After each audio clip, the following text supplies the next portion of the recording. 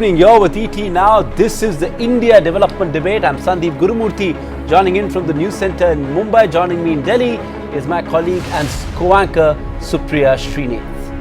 A good and simple tax that will create a pan-India market with a single tax rate. That is how Prime Minister Narendra Modi described GST while addressing Parliament, rolling out the big reform on the midnight of 30th of June last year. Exactly a year after, many believe the GST is a win-win for the country in many ways. It has subsumed 17 taxes and 23 cesses and has reduced scope for harassment by tax officials. Not just that, with collections stabilizing on the back of greater compliance, there are enough indications that a big reset is on the cards. Union Minister Arun Jaitley says a large number of items will be shifted out from the highest tax bracket of 28%, which many believe could eventually be merged with the next slab of 18%. Now, industry and economists give a big thumbs up to this move, stating that some minor tweaks on the technology front, GST could give a big push to the economic growth. Opposition parties, however, continue to attack the government, citing the hardships that have been faced by small traders and the glitches in e-way bill system and invoice matching. We at ET Now have always maintained that GST is work in progress. It is an evolving reform, and going by the experience in the initial year of its operation, it has been proved that GST is not a growth disruptor as many feared. As the government celebrates the first anniversary of the big tax reform, we discuss the hits and the misses of GST on our special edition of the India Development Debate. We are joined by an expert panel right here. Dr. Hasib Drabu, former Finance Minister J&K, Najib Shah, former Chairman CBEC, Rakesh Mohan, former ED International Monetary Fund and former Deputy Governor RBI, R. Jagannathan, Editorial Director Swarajya Magazine, and not just that, he's the only journalist to have interviewed Mr. Modi on the one-year anniversary of the GST, and of course our very own consulting editor Maithili Bhusnurmat. So thanks each one of you for being with us this evening, and let's begin with the first question. And the first question has to be about the GST and what it was supposed to do. Mr. Drabu, if I may begin with you, the GST was supposed to be this big reform which would have eliminated double taxation, eased the supply chain, formalized the economy by expanding the tax base, and of course augmented the government's revenues. Has it been able to achieve all or any of this?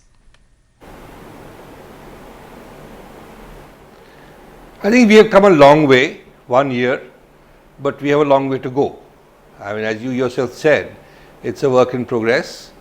But this 1 year, I think a lot has been achieved, not just in terms of, dispersal of taxes, which was there, the number of taxes that have been merged into one tax. We may not still be one nation, one tax, but certainly one commodity, one tax across the nation is happening. Revenue apprehensions, which were very, very severe, and that's one reason why GST Council pitched the rates at very high levels, have by and large receded. The kind of compensation which states were worried about, I think that has been addressed. There are many, many gains. I think the biggest gain has been that you have created in this 1 year India's first federal institution where states have a voice, and every single decision taken in the council has been by consensus. I think that's a huge big that has happened in this 1 year. And second, as I said, revenue has not been as bad as it was thought of. Even producer states were supposed to lose, like Maharashtra, Gujarat, have actually not required that kind of compensation that was expected. B2C, I think when you look at it, the GST regime has worked rather well. There are issues in the B2B segment where I think a lot of work needs to be done. A lot of small changes were made. Some of them were not very good, like, the e-way bill was deferred. The reverse charge mechanism was postponed. Once these things come back, the architecture of GST as it was designed is in place, you should see things in a much better fashion. It has not at all been a growth disruptor, but yes, there have been speed breakers, but I don't see any major roadblocks in sight, and from here on, you will see a much better operation of the GST. The biggest negative to my mind, which we have discovered in this last 1 year, has been the technology and the preparedness of that. So infrastructure and technology has not been as it ought to have been. Okay, so infrastructure and technology has been the letdown, but otherwise we are on track. There have been some speed breakers, but no growth disruptor. That's the opening comment from Dr. Haseeb Drabu. Let me take it to you, Dr. Rakesh Mohan. Good to have you with us on the India Development Debate. How would you assess the first year of the rollout of a reform as huge as the goods and services tax?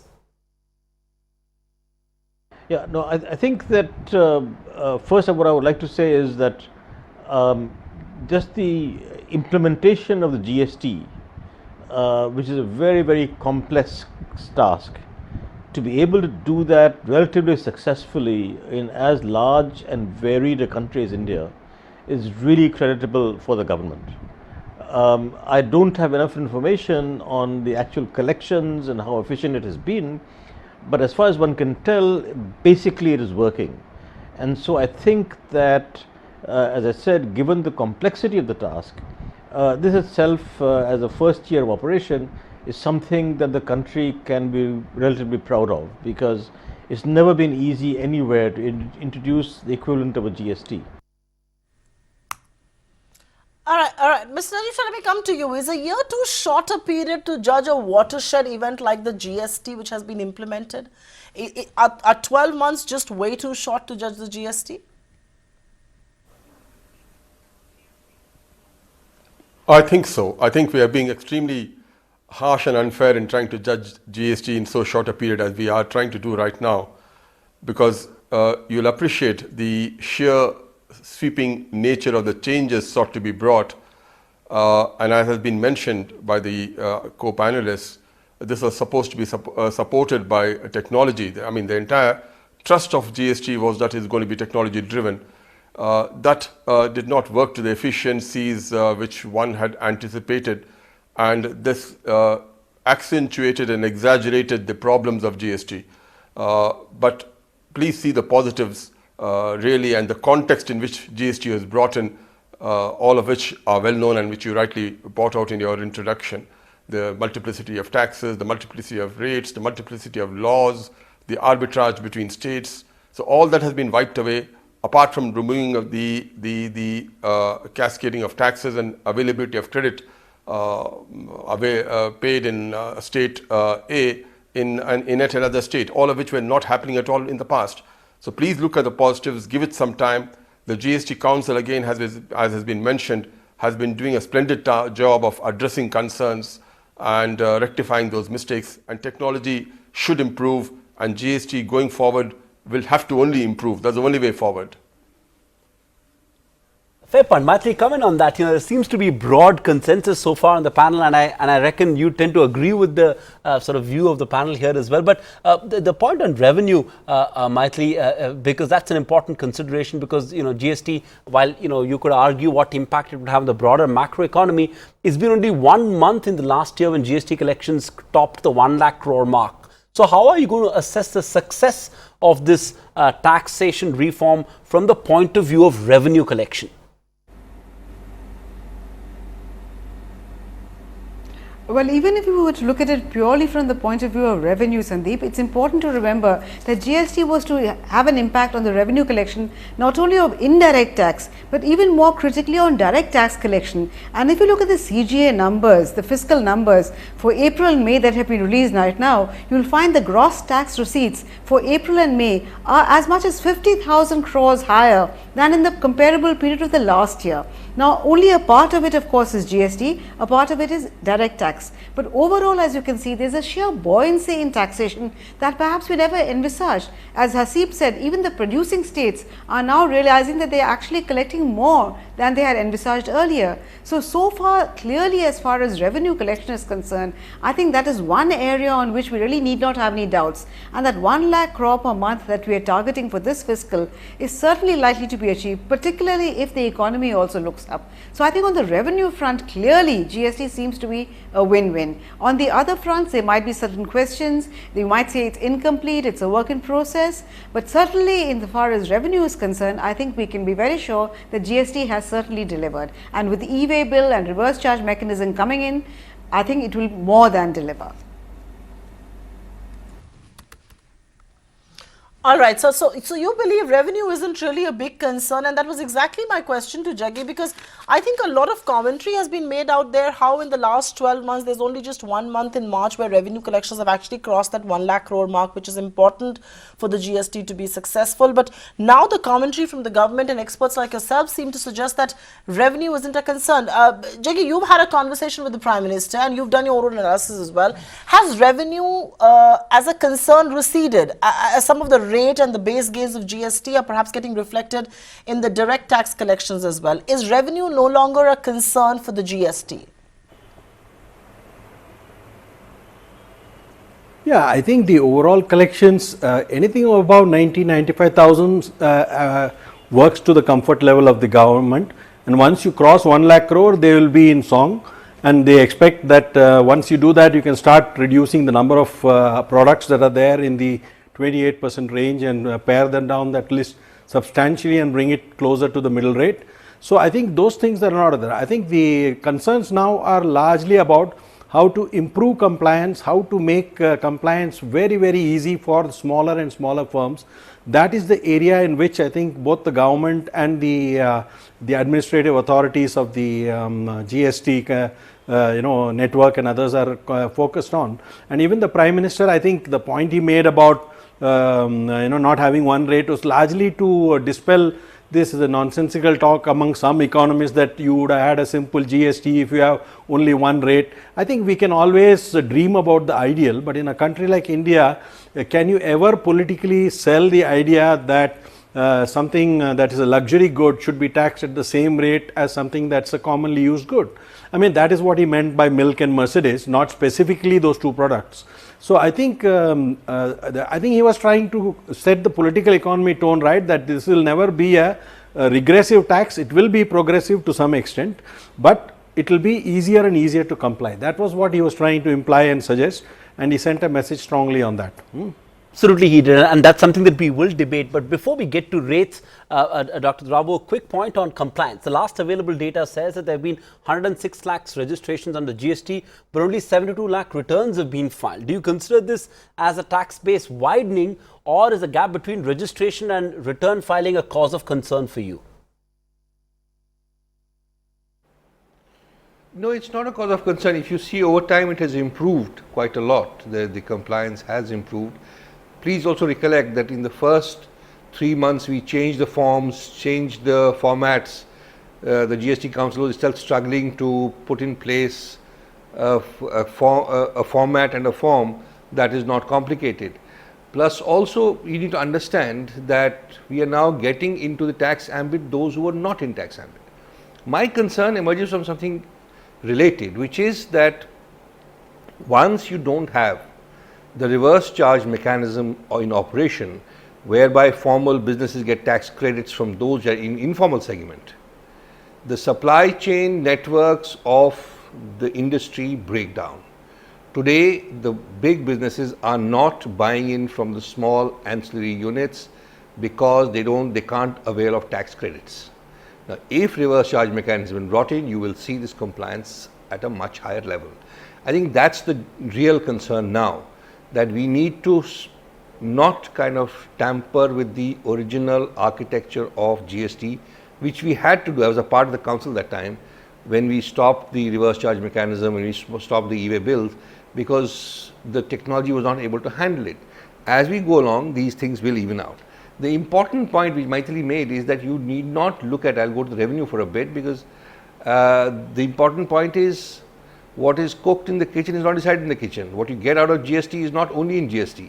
A large amount of buoyancy in tax revenues is coming from the direct taxes, 43,000 crores now. You suddenly find that you may actually have underestimated the revenues you're going to get. And that takes you to the criticism of GST. The rates are high, 5, 12, 18, 28, 14, even 28. A lot of items were in 28, and in Assam meeting, 177 items were reduced.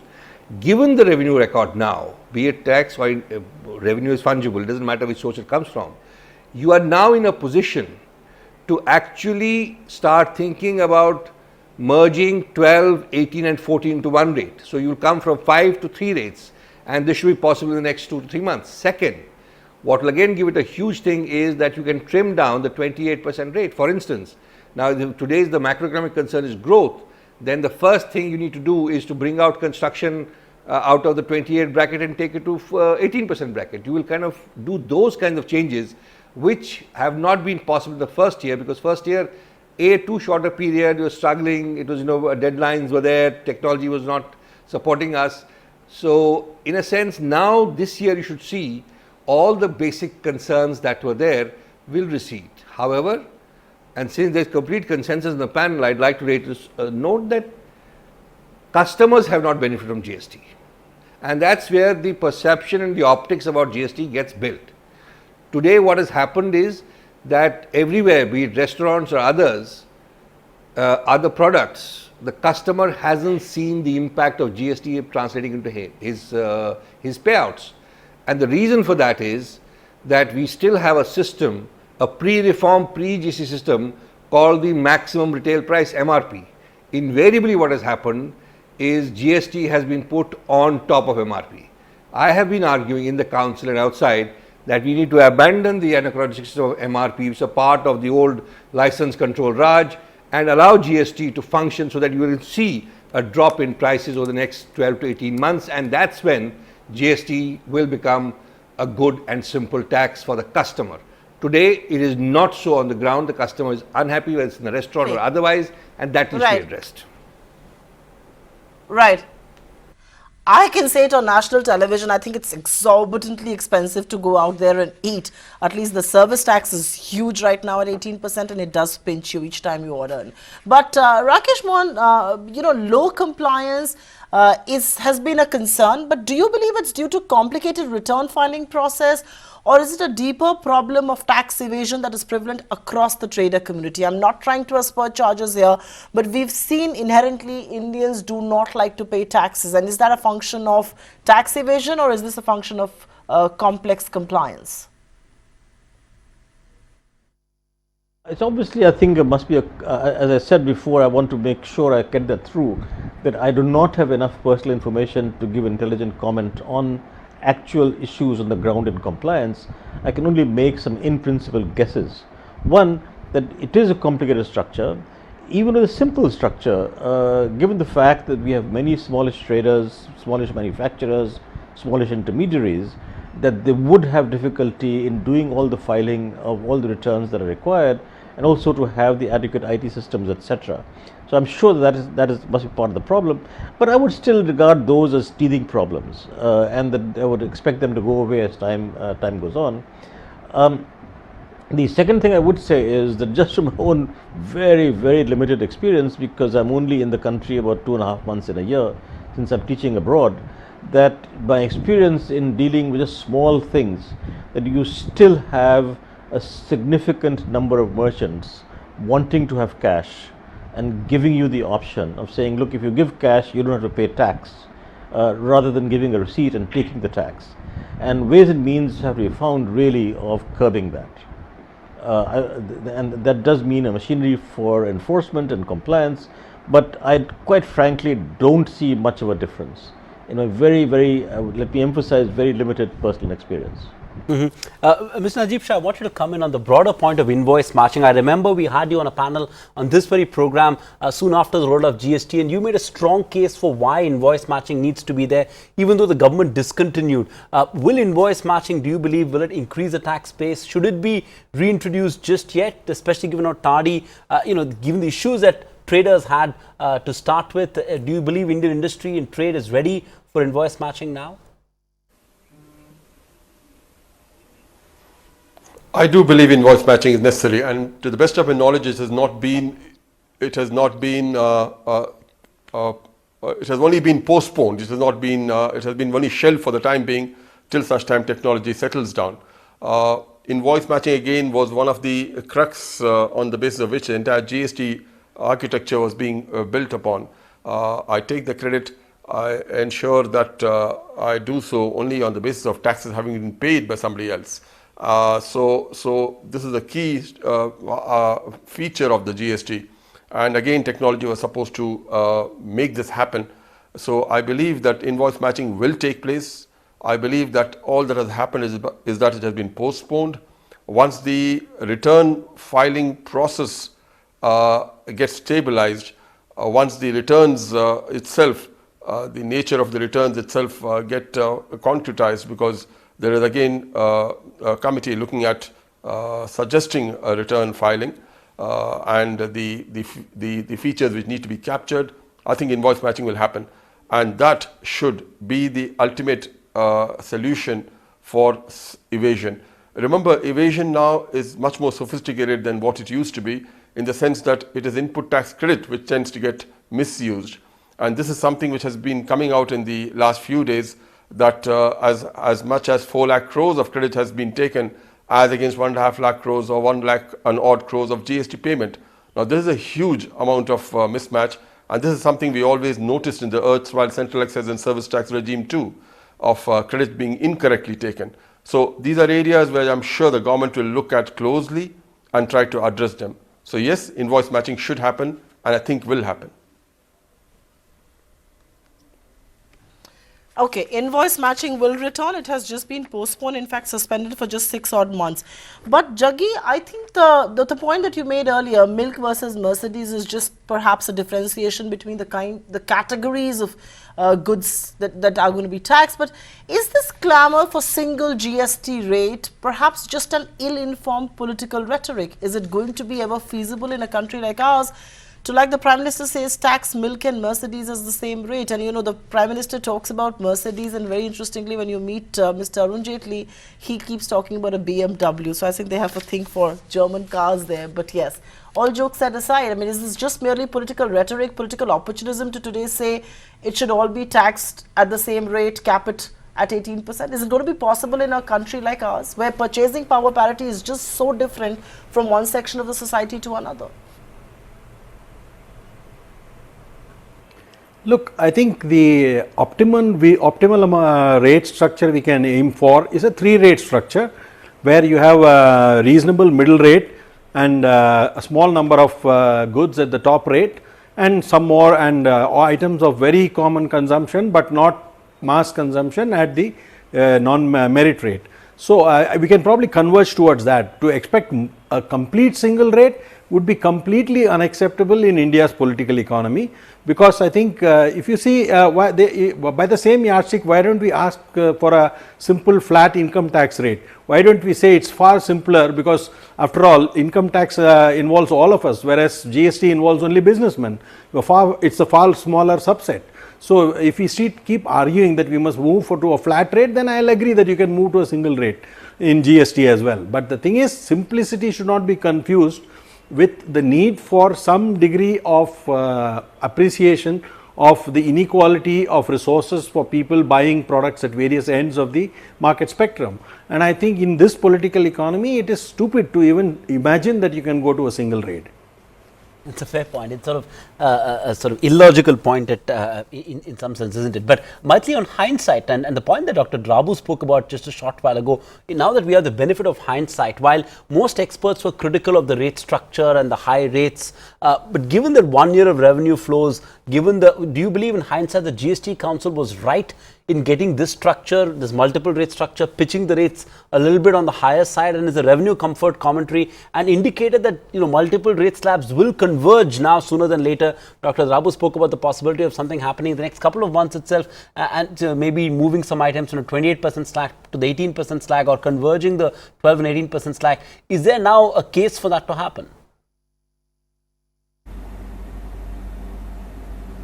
Well, yes, there is a case building up, but not at the moment. I think you need to proceed a little bit more carefully and cautiously, because if you were to suddenly reduce the rates or converge the rates and subsequently find that the revenues are not holding up, it will be very difficult to move them back. So I think GST is a case where you need to make haste, but very slowly. So yes, maybe the GST Council, in hindsight when we look at it, perhaps did pitch the rates a little higher, but remember, initially the fears were always about revenue, and the search was for a revenue neutral rate, because remember, it's much easier to bring down the rates than to move them up, particularly when you're talking about tax.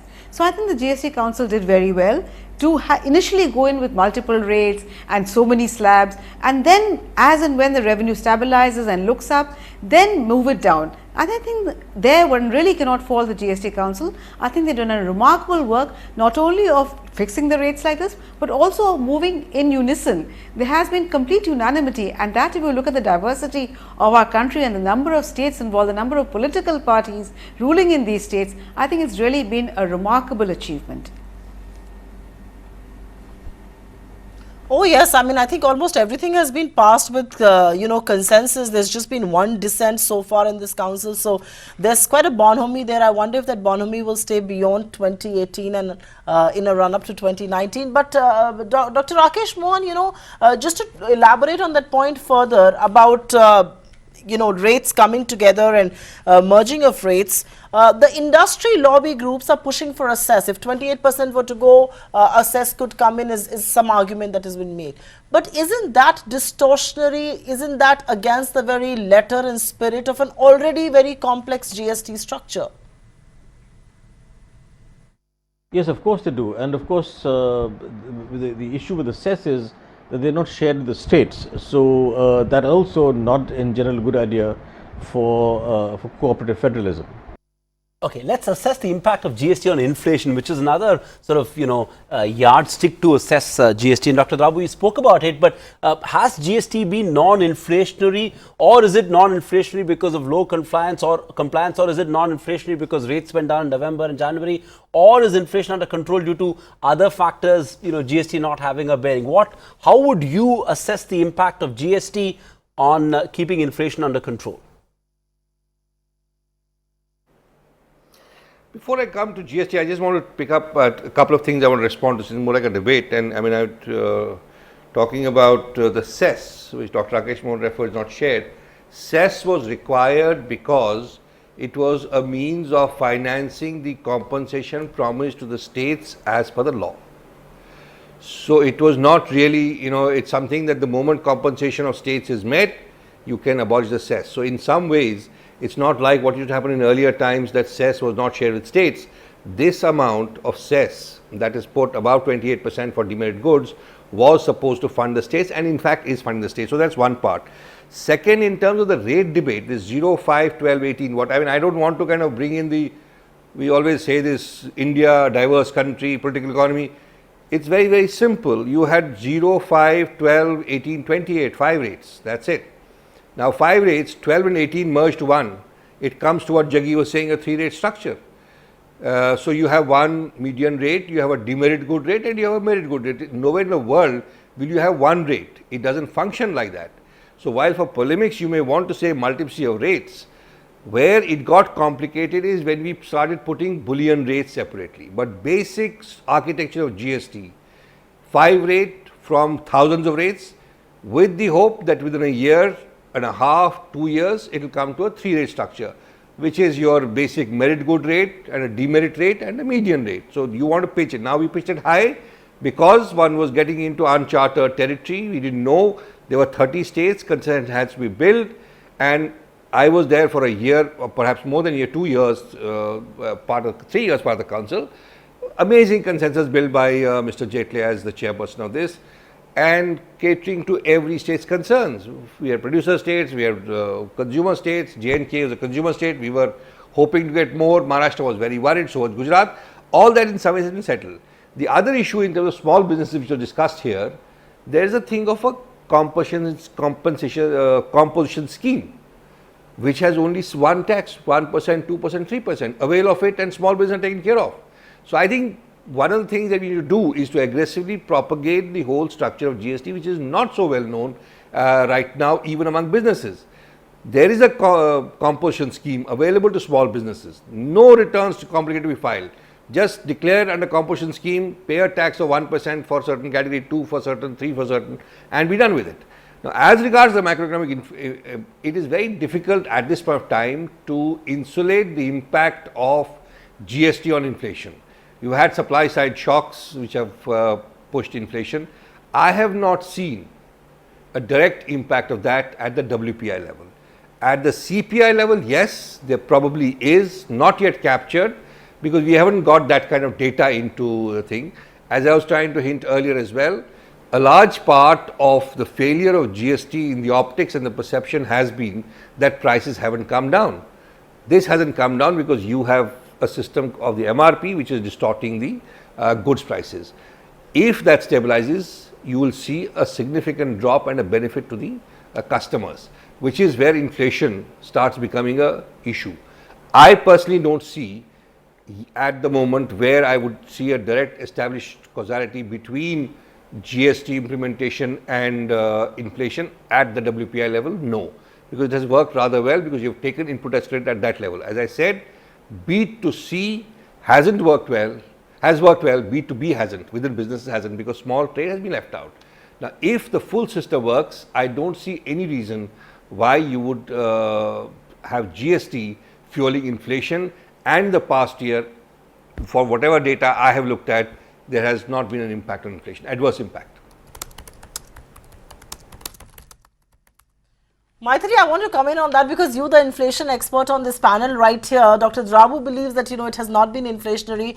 What in your wisdom do you believe? Do you believe GST has been non-inflationary because of the multiple tax rates and all of the provisions that were made, or do you believe in some sense it's on account of many other factors and GST perhaps is getting undue credit here?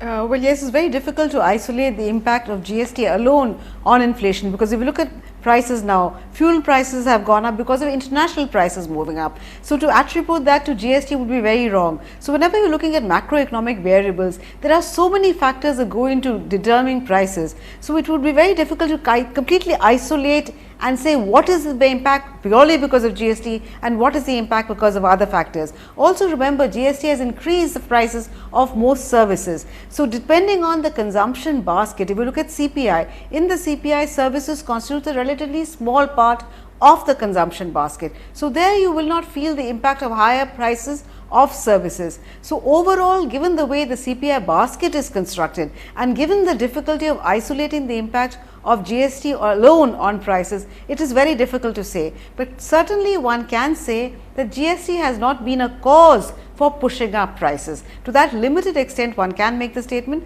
but otherwise it will be very difficult to isolate it. Economists might talk in terms of ceteris paribus, other things remaining the same, but the fact is in the real world, other things do not remain the same. Things are constantly changing, and depending on your consumption basket, those who consume higher services would perhaps find prices higher than before. But overall, one can say that GST has certainly not pushed up prices. Beyond that, it's very difficult to really say, not only now, at any point in the future, and that's how macroeconomics really works. Oh yes, that's how macroeconomics works. But Jaggi, I want you to react to the point made there by Dr. Drabu and by Maithili. While CPI, GST may not have had an impact on CPI, like Dr. Drabu says, the consumer hasn't really seen the upside of GST, if any.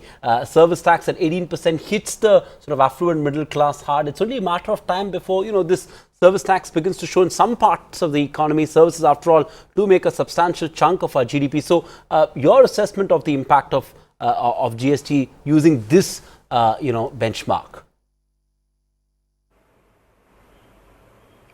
See, I think right in the beginning when the rates were decided, I think more than 50% of the items in the CPI were in the 0% bracket. So I think you would say half the thing was straight away insulated from any inflation, and the bulk of the impact is actually in the services sector, where actually credits are very low. I mean, when you are providing a service, the only thing you use is labor. You may not use too many inputs. I mean, unlike manufacturing, where there's a hell of a lot of inputs going into components and others, in services, if you're offering a consultancy services, what are the inputs you're going to set off against? So the entire tax burden is added to cost. So it is services that has borne the brunt of the GST, and that is underrepresented in the CPI, which is not oriented towards middle and upper middle classes. So I would say the price hike concern is more a middle and upper middle class concern, and partly it's also, that's why you're also seeing some shouting on the fuel price taxes. But I think by and large, I think the way the CPI is constructed now, I don't think GST is going to have all that big an impact, because services are largely excluded from it. You're right, CPI may not show, but I think every time I'm ordering out or, eating out, I think it's beginning to tell on my face and on my wallet as well. But Najib Shah, I'll come to you, and I think one of the things that the GST tried to achieve and had a bit objection was the supply chain efficiency. Now, how much time will it take for its true potential to unlock? How soon can we see better supply chain management happen? And is it fair to assume that businesses, both big and small, that were so far caught up being GST compliant and trying to meet the requirements of registration and returns under the GST, will perhaps now focus more on efficient supply management? How much time before we see that unfold? I think it's already unfolding in this sense, to the best of my knowledge, simply because over the period of time now, the registration and return processes have stabilized. Returns have now only two returns, a GSTR 1 and a 3B, which has come in place. So that has completely stabilized. Excuse me. And I think the supply chain part of it is being dealt with. In fact, the logistics sector is one of the key beneficiaries of the GST in terms of credit now being freely available, of warehouses now being open, not where you are getting some tax benefits in some backward areas of the country, but in areas where raw materials are available, where your market is available. So yes, I do believe that that is one of the key beneficiaries of the entire GST, and that is stabilizing considerably. Fair point indeed. Dr. Tabu, you touched upon it briefly in your last answer, the composition scheme. Shouldn't the government look at a modified composition scheme for small businesses? Because with neither allowing input tax credit to the composition dealer nor raising of GST invoice enabling the buyer to take input tax credit, small businesses, many believe, are in a bit of a bind. Registered dealers are reluctant to buy from these composition dealers as compared with the buying from registered dealers. So where they get, so isn't this sort of in some sense destabilizing the supply chain? What would you like the government to do to solve for this problem? Well, that's exactly the first point I made, was that your supply chain networks have been disturbed because your registered dealer is not buying from the small, because he doesn't get interest credit. Why should he buy from them? That is where a mechanism like the reverse charge mechanism would bring in the small guy within the ambit, yet the other guy would pay for it. So RCM has to be restored. That is one part. Yes, you need to incentivize the composition scheme, because if you look at the frequency distribution of size class of businesses, a large chunk can avail of the composition scheme with turnover of 1.5 crores and less, and there is also a granularity in terms of the sectors. So you need to have a modified scheme whereby you could either provide for input tax credit through a reverse charge, or you could look at some other incentives, so that more and more people who are of that size class of business, which is where the whole macro question of formalization of Indian economy will also gather momentum. So you need to incentivize and allow people to get into the composition scheme, less paperwork, less hassles, once a year or once in 6 months, not an annual, not a monthly return filing hassle, or quarterly return filing.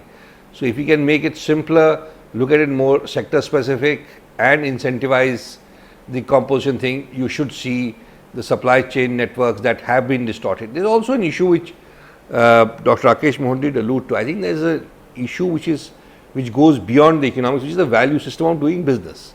I think the resistance to GST had also come at that level, because we all know that 2 bahis were being maintained, 2 books were being maintained, cash transactions still happen. Now cash transactions are not profitable because you don't get tax credit for it.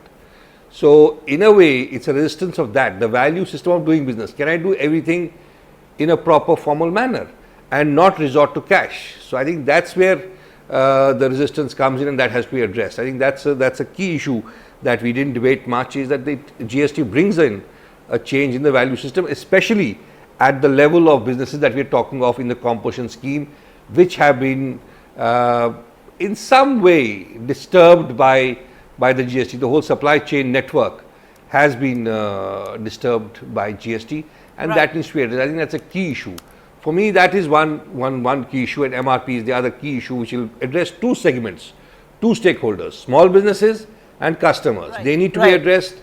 Small businesses by looking at composition scheme, and customers by looking at abolishing MRP. Right. Dr. Rabu, just hold your thoughts there, because I think in your piece that you write today, and I think you also alluded it a little while back, you would speak about tardy technological solutions that haven't really done GST much favor. Technology continues to be a struggle, and Mr. Adhia was on our channel 2 days back, and he considered that the biggest lesson from the rollout of the GST has been that technology can let you down. I think Sandeep asked him the question that how would you be better prepared today, and he said technology could be a big letdown. Najib Shah, you were one of the people who were working on the tardy technology, if I may. What is the way out of this technology rut? Because right now, 106 lakh people have registered, 72 lakh are filing returns. They will, and the expectation is that more will file returns and more will register. I mean, how do you get out of this technology rut where technology actually lets you down? That's becomes the biggest stumbling block. But I think technology is improving. It was definitely a disappointment when we started off with GST. But I think the government and the GST Council has moved in a very big manner, and they're looking very, very closely at technology. So going forward, I think technology is bound to improve, and that is a key really for ensuring the full benefits of GST are available across the board. Let me just add to what has been told about the composition scheme. Remember, the composition scheme was brought in only to bring in more people under the net. It is voluntary. You do not have to come under the composition scheme. You can go into the regular GST scheme and register yourself and pay the full taxes and get the full credit, and your suppliers also will get the full credit. To avoid the rigors of filing of returns, we brought in this composition scheme with a threshold limit and a simplified quarterly return. Now, and the rates being very simple. If this was accompanied along with the reverse charge, there would not have been any issues for the unorganized sector. Now, the problem has really been the shelving of the reverse charge for various reasons. The composition scheme, people not wanting to get out of composition and move on to the regular GST net, and remaining within composition and getting impacted also by the fact that not too many people want to buy from them simply because they don't get any credits. Okay, that's a fair point. Explain the rationale on why the composition scheme was brought in the first place. But Dr. Rakesh Mohan, let me bring you in, since we are talking of unfinished agenda, so to see, and this is something that every politician likes to talk about, which is bringing petroleum under the GST net. It's almost touted as the one solution that will bring down fuel prices in this country. But realistically, do you see that happening? And isn't it a given that if it were to happen, it has to be revenue neutral for states to come on board? Well, certainly any move that is done to get petroleum under the GST net would have to be neutral as far as the states are concerned, otherwise it would never happen. After all, one of the reasons why GST took us such a long time to be implemented, even though it had been in the works for a number of years from the time of the previous government, was this issue of being able to find credible ways and means of assuring the states that it was going to be revenue neutral. So any move towards including petroleum products in the GST would clearly need to take account of that.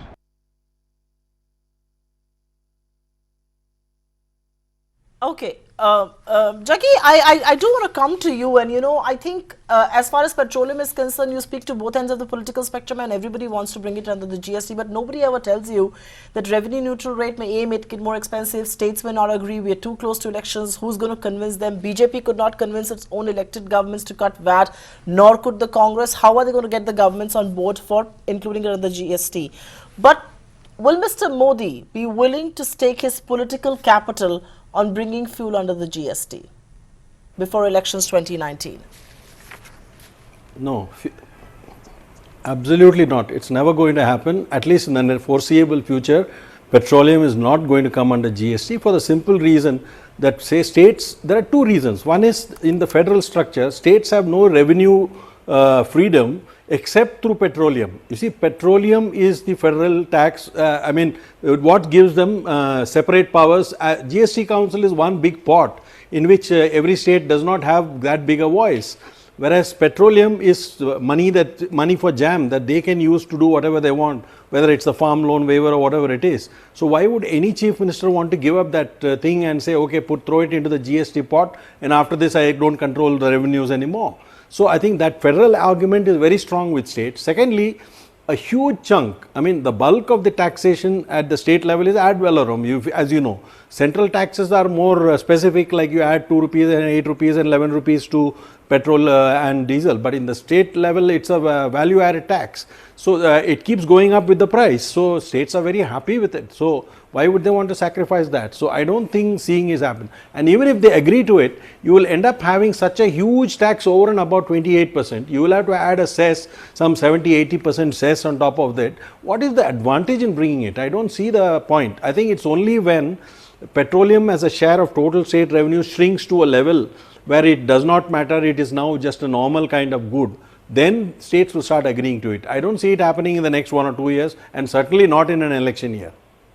Fair enough. Closing comments, really, Maitri, to you first, and paint for us a best case scenario. You know, when we are doing this discussion a year down the line, looking back at 2 years of GST, what are the other benefits that could accrue over the course of this 1 year? Going into 2019, what are the benefits that could accrue to the economy at large on account of this rollout of the goods and services tax?